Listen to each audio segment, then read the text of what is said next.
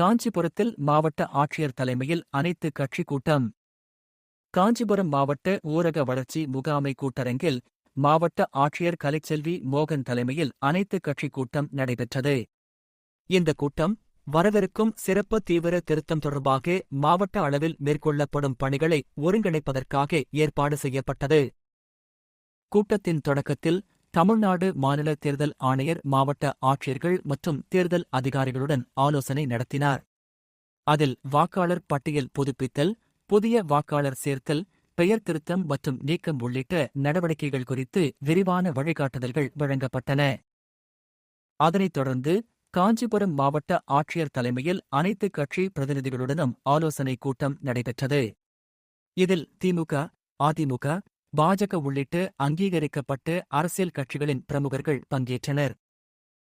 மாவட்ட அளவில் நடைபெறவுள்ள வாக்காளர் சிறப்பு தீவிர திருத்த முகாம்கள் சிறப்பாக நடைபெற அனைத்து கட்சிகளின் ஒத்துழைப்பும் அவசியம் என ஆட்சியர் வலியுறுத்தினார்.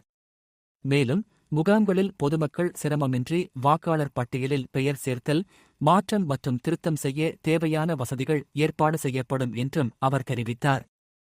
இந்நிகழ்ச்சியில் மாவட்ட வருவாய் அலுவலர் முருகேசன், சார் ஆட்சியர் ஆஷிக் அலி, ஸ்ரீபெரும்புதூர் வருவாய் கோட்டாட்சியர் பாலாஜி, மாவட்ட தேர்தல் அலுவலர்கள் மற்றும் பல்வேறு துறை அதிகாரிகள் பங்கேற்றனர். சிறப்பு தீவிர திருத்தம் நடைபெறும் நாள் நவம்பர் 4 முதல் டிசம்பர் 4 வரை. வரைவு வாக்காளர் பட்டியல் வெளியீடு டிசம்பர் 9.